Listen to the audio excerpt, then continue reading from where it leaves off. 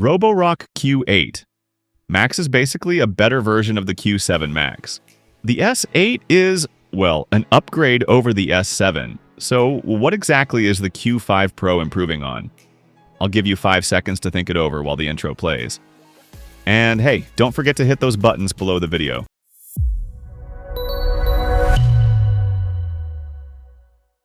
If you didn't guess it, here's the answer. The Q5 Pro is essentially a refined version of the Roborock Q7. It comes with a bigger dustbin, that's the updated model right here, and a simplified mop system that doesn't use a pump. On the flip side, it now features dual rollers, a fresh new design, and 5,500 pascals of suction power.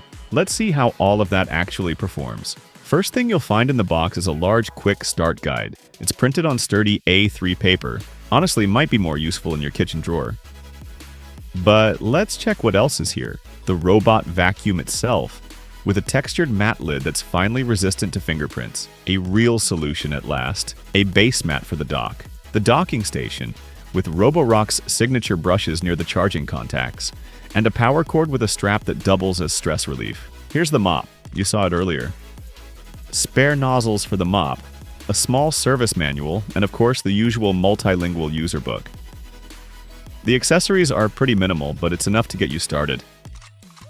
Specs are up on screen now. They're almost identical to the Q8 Max. The biggest difference? Price. Q5 Pro is clearly more affordable. Other differences include container size and navigation. Where the Q8 Max has a 3D sensor window, the Q5 Pro just uses a basic infrared sensor slit. It doesn't detect objects, but it does have a side sensor, so it'll track along walls with precision. It uses a LiDAR system with pressure detection, so it won't get stuck under furniture. Up front, there are 3 buttons and a little nub that, when pressed, makes the station say, "Child Lock Enabled." Sounds a bit ominous, but it's a genuinely helpful feature. The dustbin slides in from the back. It holds 26 ounces. Double the standard size. That means you can empty it every 3 days or even less often. It's got a single-layer HEPA-based filter just like other Roborock vacs. There's a side vent too for airflow during auto-emptying if your dock supports it. The underside looks just like the Q8 Max. Off-road wheels, a soft-tipped edge brush, and a dual roller cleaning module. The module sits on a dual suspension frame. That's Roborock's signature design since the 7 series. It keeps tight contact with the floor for better suction. The roller ends can be detached for easy hair removal. At the back, there's a rear-mounted mop with an integrated tank, direct water feed, and a manual dial for adjusting flow. After docking, leftover water slowly seeps through the microfiber pad, forming a puddle underneath it.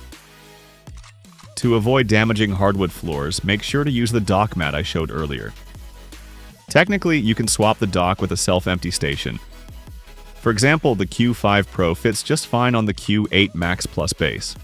Once it docks, trash disposal options show up in the app. But here's the catch. That dock isn't sold separately. So, if you want auto-emptying, go for the full bundle. Roborock Q5 Pro Plus. Wrapping up the design segment, I'd say, aside from the outdated mop, the Q5 Pro doesn't leave much to complain about. Pretty solid, though there's room to improve. You can control it through the Roborock app. Connects fast via 2.4 GHz and unlocks full functionality after the first clean. Most features are familiar if you've used other Roborocks, so I'll just highlight what's new. For dry cleaning, there's a standard mode and a fast one, where the robot moves wall to wall without room mapping. Got tall thresholds at home? Mark them on the map so the Q5 Pro crosses them reliably. Water cleaning navigation modes were removed for obvious reasons, but oddly enough, the direction of laminate grain is still selectable. Seems like they forgot to remove that setting. Doubt it does anything with this kind of mop. One downside is the missing carpet editor, which was available in the Q8 Max. Now let's jump into real-world testing. On startup, the bot cleans the edges first, then zigzags across the room. Curtains? Not super precise, but it manages. Want under the radiator clean? Lift the curtains onto the windowsill ahead of time. Along the baseboard, it performs flawlessly. No issues with the side sensor. It doesn't slow down before hitting the drying rack. It bumps into it, then adjusts and rolls over the tubular legs. Same goes for table legs. Hits first, then figures it out and sweeps around. That's a bit surprising at this price point. Even the budget Dream F9 Pro noticed table legs and slowed down. Otherwise, all good. It's not scared of dark carpets and won't fall off tables. It's safe to use in multi-level homes. It clears thresholds easily. Even 0.8 inches with the mop on. Navigation is on point. Room by room in the right sequence with zone mapping. On max suction, battery lasts 94 minutes. Enough to cover 1,160 square feet. Pretty typical for this class. Here's what it picked up. Dust clumps and random debris. It doesn't seem like much, but that's just because of the giant bin. It could keep going for a few more runs. When the battery drops to 20%, it returns to base, recharges, and picks up right where it left off. Noise level is slightly below average. 56 decibels on low, 69 decibels at full blast. Now here's what really surprised me, the gap test. The Q8 Max, with the same suction and better brush setup, cleaned up 0.16-inch wide gaps. The S8 with 6,000 pascals managed 0.08 inches. The Q5 Pro didn't clear a thing. Absolutely zero. My guess, it's because of the oversized dustbin. Bigger volume means more airflow but weaker suction pressure. Let's see how that affects actual cleaning. On laminate, the dual rollers make a clear difference. Suction's weak, but the counter-rotating brushes fling debris right into the bin. Corner cleaning is hit or miss. It pulls dirt from about 0.8 inches deep, but also scatters small particles in a 6-inch radius. One reason it didn't score a perfect clean. Still, 98% is pretty solid. As you can see, nearly everything ended up in the dustbin. Sand, though, was a challenge. The rollers barely touch it, and the edge brush just leaves piles behind. Final score, 90%. On carpet, resistance increases. Dirt clings more and it's harder to suck in. That definitely deserves a like for the scientific analysis. Either way, the robot didn't perform that great here, just 92%.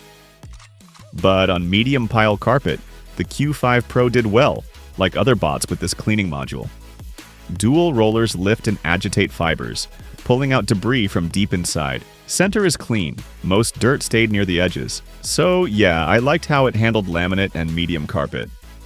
But overall, the Q5 Pro lags behind its peers. It also does mopping. Despite the direct water feed, the cloth gets wet fast and starts wiping up coffee within a minute. After 2 passes, it left streaks, but cleared them on a repeat run. Dirt remained in up to 4 inches of corners and 2 inches along walls, but the main area looked clean. The trick is in how tightly the cloth presses to the floor. Its edges even look darker than the middle, which is rare. Dried juice came off after 4 passes. A few smudges remained, but overall a decent result, including around the edges. The mop cleans evenly, even without a pump. Just in case, I ran a mud test. After 2 passes, the microfiber was filthy and left ugly streaks. I rinsed it, then ran the bot twice more. Still didn't look good. This task was clearly too much. That brings us to auto emptying, if it's even necessary with such a big bin. Maybe it's easier to just dump the bin weekly instead of paying $150 extra for the station. What do you think? Let me know in the comments. First, let's see how it handled the real-world mess. The station ran for about 30 seconds, hitting 80 decibels. Then I pulled out the dustbin to check the results, and everything was gone. It did just as well with sunflower seeds. The bin was empty. The sand didn't look like much, but it was still a full 3.5 ounces. About 1% stayed in the bin, the rest went into the bag. Grains gave it some trouble, 2% remained, but still a strong result. But the station hates cat litter. After 3 tries, it only got 13%. I also tested pet hair removal. During shedding season, no worries. All the fur ended up in the bag. Overall, the station handles mixed debris really well. The only issue is litter. Let's just hope your cat doesn't knock over the tray. So what's the verdict? The Q5 Pro is basically a stripped-down Q8 Max. No object detection, a basic mop that actually did better than I expected, and reduced suction power due to airflow spreading out in the big bin and wide duct. That means less dirt pulled from carpet, and sand often gets left behind. It gets the job done, but only at a surface level. That's something to consider if you've got a big dog in the house. Still, for the cheapest Roborock with dual rollers, it's not bad. What do you think? That's it for now. See you in the next review.